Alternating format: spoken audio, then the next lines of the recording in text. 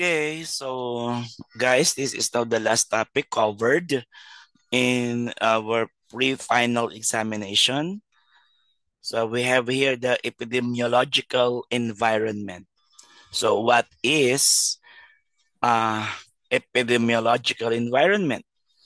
So to uncover this, we will consider the following objectives. Enumerate the factors that can cause diseases. Describe the roles of government and non-government organization in solving the health problems and improving the health status of the Filipinos, and led in initializing voluntary activities on sanitation and cleanliness in the community. Here, when we say epidemiology, so these are the, when we are talking about epidemiology, we are talking about diseases. Disease is caused by several factors that could be physical, biological, or chemical. Now, humans can develop disease due to several factors like age, nutritional condition, heredity, habits, and vices. Na anong ibig sabihin? We come across with disease or we obtain disease because of physical status, biological status of our system, and our social status. So, ibig sabihin, are we healthy when it comes to physical? Ano ba yung ating internal system when we are talking about biological? And ano ba yung ating interaction with the environment or community when we are talking about social? Now, ang mga tao, they even though they don't have diseases at first, at a certain point in time, they could come up with their own diseases. Pwede silang magkaroon, no? So, sa mga kadahilan ng dahil nagkakaedad sila, pwede sila maka-acquire ng disease. Kung masyadong mababa ang kanilang nutritional status, pwede rin sila magkasakit. Minsan namamana, no, ang mga sakit, or minsan dahil sa gawi or habits. And ano ba yung mga pinagkakaabalahan natin or vices? Are we up? Are we considering like always drinking, always smoking, or other kinds of vices that technically destroys our body? So kapag exposed tayo sa mga ganito, we invite disease or diseases to come in. Now, of course, health plays a vital role in epidemiology, no? But so it is a state of complete physical, mental, and social being, not merely the absence of disease. So hindi porget wala kang sakit, healthy ka. No, dapat yung tatlong big influences ng health ay in normal condition. Hindi sapat na wala kang sakit kaya ka healthy. Now, ang disease is a deleterious change in the body's condition in response to an environmental factor that could be nutritional, chemical, biological, or physical, or psychological. Meaning, kapag nagkaroon ng pagbabago sa katawan ng tao dahil sa o sa katawan o sa kondisyon ng tao dahil sa hindi magandang nutrisyon, exposure sa mga chemical entities, something like ipinapasok mo sa katawan mo, biological, or even psychological, pwede ka magkaroon ng tinatawag nating disease. Okay? Now, what are the 4 factors that cause morbidity, pagkakasakit, and mortality, pagkamatay? Siyempre, ang una tinitingnan mo dito, diet and nutrition. Tama ba ang kinakain mo? Yung kinakain mo ba nakamatch sa physical activity? Okay? To maintain and improve weight. Because if not, pwede ka ba create ng disease like diabetes, di ba? Pwede ka magkaroon ng mga ganong sakit. Kasi uh, your the way you intake food ay hindi nagmamatch sa iyong physical activity. So sabi nga niyan, eat less sugar and salt. Choose a diet low in fat and cholesterol. Eat plenty of grain products, vegetables, and fruits. Eat less additives and processed food. So ito dapat daw yung components or composition ng ating mga pagkain para ma-maintain natin ang ating healthy condition. Okay. If you intend to go beyond what is recommended, make sure that you do it in moderation. Hindi yung madami. Hindi yung palaging madami. Hindi yung sobra-sobra. Paminsan-minsan, it's okay. But madalas, it will lead to something else. Now, stress. No? Ano rin yan, nakaka-epekto yan para magkaroon ng sakit or sometimes ikamatay mo rin.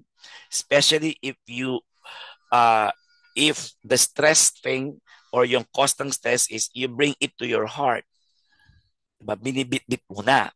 Now, stress can be physical, okay, chemical or emotional factors that place a strain on an organism for which there is inadequate adaptation. Meaning, you get into stress or you experience stress if you don't have the rightful or the enough way how to handle situations contributed by some physical, chemical, or emotional factors. Ibig sabihin, nandyan lang yan sa paligid. And you have to adapt to it. Diba? Kaso, pag hindi mo kaya or you don't have the enough, let us say, uh, characteristic to hold these changes, diba? To entertain these changes, it will lead to stress kasi maiinis ka eh. Hindi mo hindi mo makaya, hindi ka maka-adapt, hindi ka makapag-adjust. May stress ka, 'di ba? At pag na-stress ka, tinitrigger mo ang mga bagay-bagay sa katawan mo para mag-create ng kanyang internal disease. Magkakasakit ka sa puso, 'di ba? Bigla ka na lang hihimatayin. Alam mo yung mga ganon? Yan. So, you are already triggering yourself uh, to come up with a disease. Now, infectious organisms, pwede yan.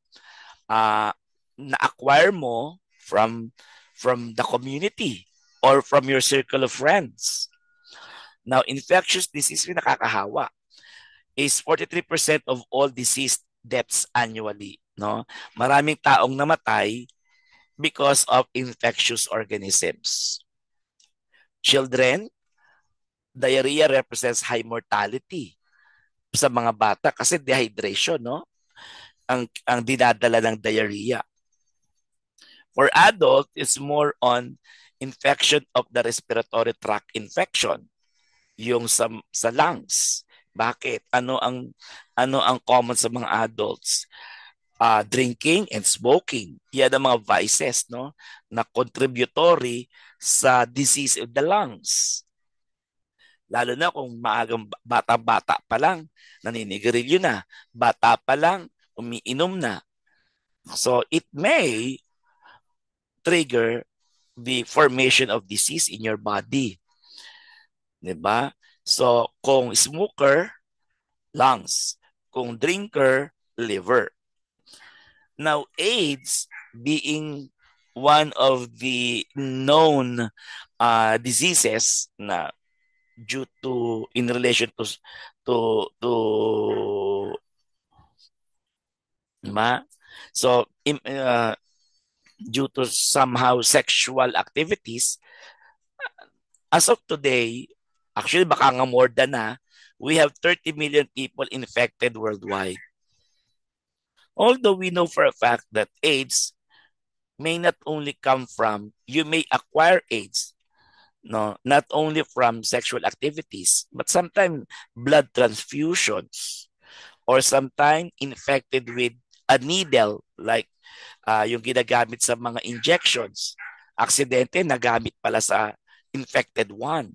Lilipat sa'yo yon. Now, AIDS is the disease, but the cause of this is the HIV virus. Okay, the human immunodeficiency virus. Now, the main target of the HIV is to bring down your immunity to its lowest point. At syempre, kapag nasa lowest point ng immunity mo, yung mga defenses mo, that is now the time that these other sicknesses will come to you. And most, especially yung most common ay pneumonia. Okay? So, AIDS is the disease caused by the HIV virus, whose main function is to bring down your immunity to its lowest level. Kaya ngayon, ang gamot dyan ay palakasin ang immunity. Habang kung meron ka man, pinapalakas mo dapat ang immunity. Kumakain ka ng tama para hindi niya basta-basta maibaba ang inyong immunity level. But happily to say that now, there is already a kind of treatment na ginagamit sa states or na discovery sa states on how we can fight HIV. So, HIV is a virus, dumidikit siya sa cell. So, yung ginawa sa US ay gamot or a new way of treating it by detaching the virus to the cell. Okay? Para pag na-detach siya, matitreat na siya. Next, diseases caused by infections, or infectious organisms rather. Yan, RD or respiratory diseases. Pneumonia, tuberculosis, influenza, or the whooping cough cause more deaths worldwide, especially pneumonia. In the Philippines, number one is pneumonia, or if not number one, high ranking siya, then followed by heart disease. So, ang tuberculosis dapat ngayon, hindi na ito nagiging problem kasi may gamot na. Unlike dati, wala talagang gamot or kung may gamot man sa tuberculosis, ang dami pang requisitos. Actually, there are 4 drugs that you need, no? Para matreat mo ang tuberculosis. But now, in the modern time, binago na nila, yung pa rin yung mga drugs, but iniba na nila yung konsepto, hindi na isa-isa. So may mga tuberculosis drug na aswan na yung iinumin mo. Dati kasi isa-iba. 4 na droga, 4 din na tableta or kapsula. Ngayon, isa na lang. And ano na siya, no? Readily available na. Madali na siyang bilhin. Now, influenza is basically flu, okay? And the whooping cough is also caused by bacteria na ang epekto niya sa iyo yung parang kang humihigop dahil sa kakauubo. So, ano to, very stressful to sa lungs, actually. Next is the GI or the gastrointestinal infections caused by some microorganisms like diarrhea, dysentery, and cholera. So, most likely, ang cholera kasi normally nakukuha sa tubig. Kapag infected ng cholera bacteria ang tubig, ayan. So, nagkakataon na maiinom mo siya, makukuha mo na. Now, ano sila ha? Napakalalakas na diseases yan. Although meron na tayong gamot para dyan. Now, caused by bacteria or any protozoans. Caused by poor nutrition, poor sanitation, and low immune system. Now, normally, what are the causes of this? We have the pathogens. Now, the pathogens are bacteria that causes the diseases. No, so, kasi ang mga viruses and mga bacteria, may grupo-grupo yan. So may mga good bacteria, may mga bad bacteria. So yung mga bad bacteria, sila yung tinatawag natin mga pathogens. No? In our intestine, we have a bacteria called E. coli. Normal bacteria yon sa intestine. But if this bacteria happens to go out of your system, humalo sa pagkain, humalo sa tubig, even in small amount, they now become pathogens. Okay? So, paano makukuha si pathogen? Through food. Okay? So, sabihin, foodborne illnesses. Nakuha mo dahil may kinain ka that cause nausea, vomiting, fever, and diarrhea. Nausea is yung parang feeling mong nasusuka. Vomiting, susuka na. Nagkalagnat, and diarrhea. Ang fever at ang diarrhea, somehow these are indications na nakikipaglaban yung katawan mo sa mikrobyo. Okay? Next.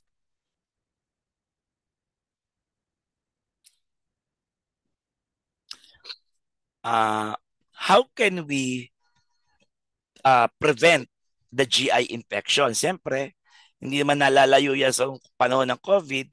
Wash your hands and utensils before using them. Separate, don't cross-contaminate. Ibig sabihin, huwag yung paghalu-haluin ng pagkain sa iisang lugar or sa isang container. So kung meron kang baboy, manok, or seafood, make it sure na hiwa-hiwalay ang kanilang container. Because who knows, baka meron sa seafood, lilipat sa manok, lilipat sa raw meat. Okay? Now make sure that juices of raw meat inside the ref will not drip on to other foods. Now sometimes yung mga katas, di ba? Pag bibili tayo, may mga katas, may mga dugo pa. So dapat dun lang yon. Kung pwede nyo nga itago sa ref nyo na wala na yon, much better. Kasi pag tumulo sila, baka may dala-dala sila at humalo sa ibang pagkain yung nasa ref, malalasahan nyo yon. Or pupunta na agad sa inyo yung sakit. Now use a separate chopping board for raw meat and cooked food or salads. So, syempre, iba kasi dapat yung para sa luto na at para sa lulutuin pa lang. Now, thaw and cook food properly. When you say thaw, ano to yung from the ice, yung from the yellow, tinutunaw mo. Pwede kasing i-expose mo lang sa hangin or tutukan mo ng refrigerator para mawala yung yellow dun sa pagkain. Diba? Pero kapag i-expose mo lang sa hangin, make it sure na meron siyang kahit mesh na may nakabalot sa kanya para hindi mo siya mapunta ng dumi. Now, refrigerate foods such as hot dog, bacon, and other cold cuts. Refrigerate natin sila. Kasi refrigeration or cold environment can delay the activity of any microorganisms. Kaya nga, hindi mabilis nasisira ang pagkain kapag nai-ref, lalo kung pinapasok sa freezer. Kasi hindi nakaka-aktibo ang mga mikrobyo. And another, do not use same utensils na ginamit mo sa bibig tapos gagamitin mo rin sa pagkain unless ikaw lang yon. Kasi the bacteria in your mouth may go to the food. Diba? And then others will get from there o dililipat din sa kanya na samantalang sa'yo lang. Kaya very important yung may mga serving spoons. Para kay A, para kay A lang. Huwag hahalo kay B. Diba? So, siguro kung maghalo man sila, hindi pa rin pumupunta sa bibig mo. Kasi bibig natin may saliva and we don't know na baka meron pala tayo mga microbes or mga bacteria sa ating saliva hahalo sa pagkain. Now, here, these are the common diseases like malaria, dengue, filariasis, or we call it as elephantiasis, transmitted by mosquitoes. Diba? Well, malaria, matagal na yang may sagot. Now, dengue is, alam na natin yan, it's a kind of mosquito na ang effect niya sa katawan ay paputukin no ang mga blood vessels. Now kapag naputok ang mga blood vessels, medyo malakas ang uri ng dengue. So yun itawag nating hemorrhagic dengue. Sa context, kasi dalawa yung simpleng dengue, hindi pa ganun kalakas, and the other one is hemorrhagic dengue. Yung magdudugo talaga, pinapuputok niya ang mga blood vessels. If that is the case, then nakakatakot yan. Filariasis is, ano to mga worms na bit-bit ng mosquito, na bit-bit niya yung egg ng mga worms, then na i-transfer niya sa katawan mo, dadami na siya sa iyong katawan. Ito yung, pag sabi mong elephantiasis, makikita mo sa mga binti nila. Yung binti nila, parang binti ng elephant. Okay? Kaya tinatawag siyang elephantiasis.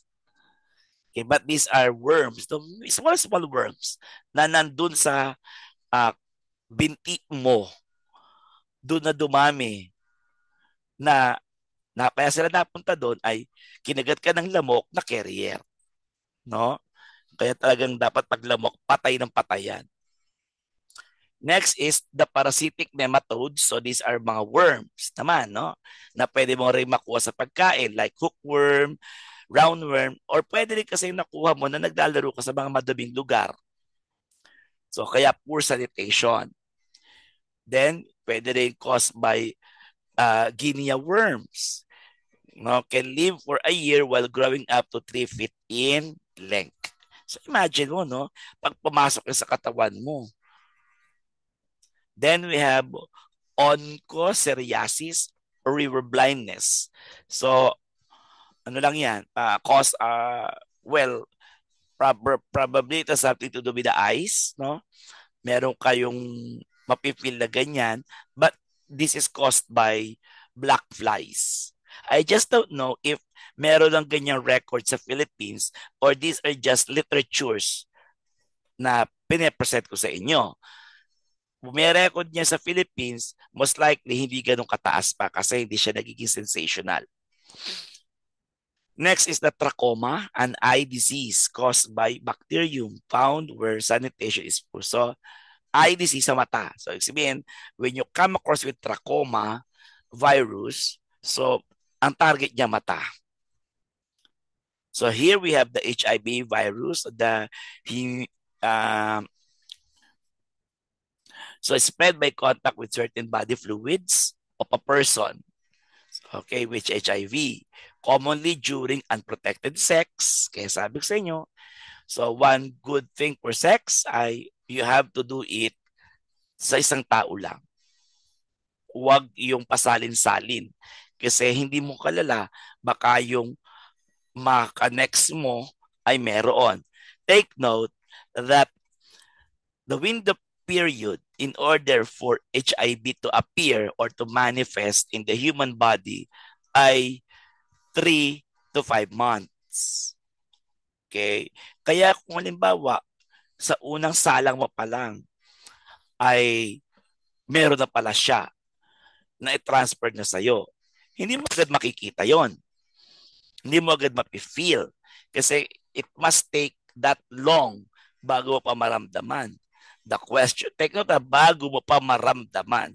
So meaning, kapag nag-undergo ka pa rin ng different sexual intercourses after that, there is now a possibility that you are already spreading the virus. Hindi pa nga siya naka-full-blown sa'yo kasi hindi wala pa ka pang nakikitang simptomas. Pero naikakalat mo na siya. Kaya, to protect yourself, so you need to protect yourself by using mga protective materials during sex. And stick to one partner. Now, this is an emergent disease. Disease never known before or one that has been absent for at least 20 years. Nagkaroon, pero hindi natin alam kung saan galing. Tapos, matagal na nawala, then bumalik. Kaya, ang very good example is the Ebola virus. Okay. Ang COVID, I just don't know kung na-discover talaga ang kanyang point of origin. Pero isa yon sa mga emergent disease. Kasi, diba, never known yun eh. Biglang, boom, lumabas si COVID. Diba? Now, next factor will be the toxic chemicals. Toxic chemicals can be hazardous and can be toxin in essence. So, sa mga sa tapos sabi toxic chemicals, mga nakakalason lang yan. No? Pero syempre, pag hazardous, ibig sabihin nakakasakit. Yan. So, technically, di mo sila iniinom, kaya alam mo, hindi sila lason sa'yo. Pero, if they come across or touch your skin, magkakaroon sila ng epekto. Baka pwedeng ma-inflame, ma-irritate, di ba? So, ang common dyan ay mga, sabi nga natin, yung mga acids, di ba? So, hazardous means something that is dangerous, something that is flammable, something that is explosive, something that is irritating, and it can be an acid or a base. Acids and caustic means base, no? Kapag ganyan ng pag may mga ganyan kayo, pag ganyan ng nature ng mga chemical na yan, then that is classified as hazardous. Pag toxin naman are the poisonous, okay, react with a specific cellular component to kill cells. Now, toxins ay in relation to toxic, no? Meron kasi mga toxin na meron lang silang specific target. Na kapag nakita nila yon, yun ang aatakihin nila. So if this is some kind of kahit ano ito no? Meron kasing toxin na strike anywhere, pero meron din mga toxin na doon lang sila pupunta. No? Doon lang sila pupunta. Pero syempre, unknowingly, baka malakas ang toxin na yon, pwede ka agad mamatay. Now, what are the examples of toxic chemicals? We have the irritants, di ba? Yung corrosive na kasunog, especially the strong acids. Irritant kasi sila because they produce certain fumes na kapag nalanghap mo, maiinis ka, mai-irritate ka. So example are the sulfuric acids, ammonia, nitric acid, sodium hydroxide, and fumes of metals. So nandiyan naman yung drawing. Now, we also have the respiratory fibrotic agents, mga special class of irritants na pag na-inhale mo, pwede agad ma-damage ang iyong lungs. No? Pwede rin magkaroon ng causing scar tissue formation that lowers respiratory capacity. So, sabihin, pwede niyang lagyan ng peklat. No? Magkaroon ng peklat mismo yung lung tissue. At siyempre, kapag ang lung tissue ay may mga peklat, yung kanyang activity, bababa. Asphyxiants, ito yung amoy lang. Pure nitrogen, methane, carbon dioxide, hydrogen sulfide, and hydrogen cyanide. Yung mga maamoy lang may epekto kaagad. Neurotoxins. So, from the word neuro, mga papunta sa brain or mga bagay, mga ugat na papunta sa brain. So, or nerves na papunta sa brain, kaya neurotoxin. Pag na-inhale mo, pwedeng patayin ka niya kaagad. Kasi mga ugat, mga nerve na diretso agad sa brain ang tinatarget niya. Yung ether, chloroform, or some heavy metals na mai-ingest mo.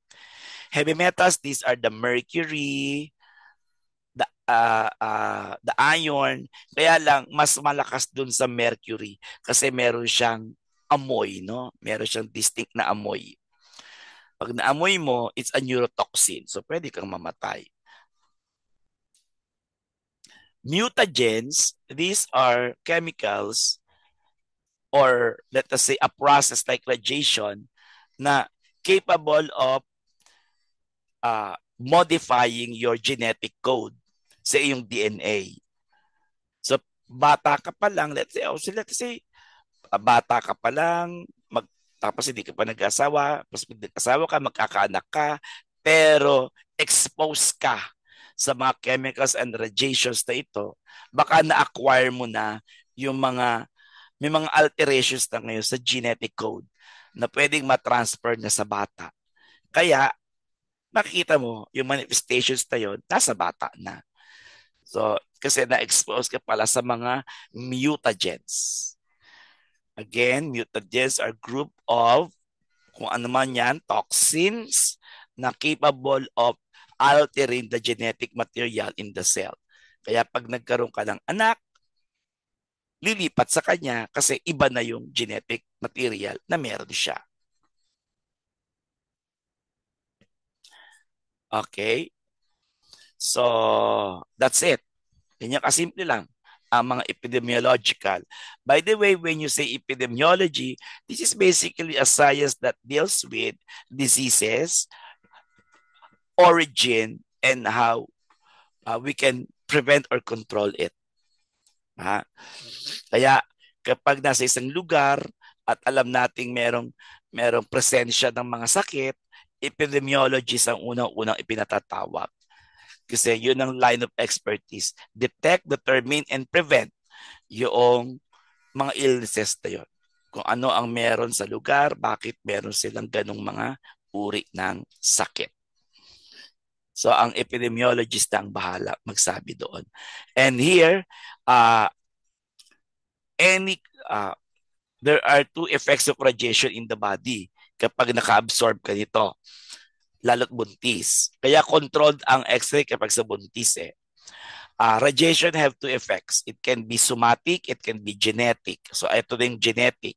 When you say somatic naman, pwedeng sakitin yung bata or nagkakaroon ng changes sa kanyang physical appearance. Nagkakaroon ng noduling, nagkakaroon ng ang kamay, yung nakokomang ang kamay. Not because yun ang kanyang physical attributes, but because of radiation na pumasok sa ina habang kinukonceive yung bata. So yung bata na ang sumalo. Okay? Yung bata na ang sumalo doon sa epekto. Yan. Something those things. Okay? Kaya iingat tayo sa mga bagay na ito. Huwag gawing libangan ng pagpapa-x-ray. Okay? Hindi yan libangan. Kung pwede bang wala. Kung iinom pa ng mga gamot, so just make it sure no na yung gamot mo ay tama, no? At again, properly coordinated with the doctors kasi baka bumigay ang katawan mo. May mga ganong cases. No, may mga ganong cases.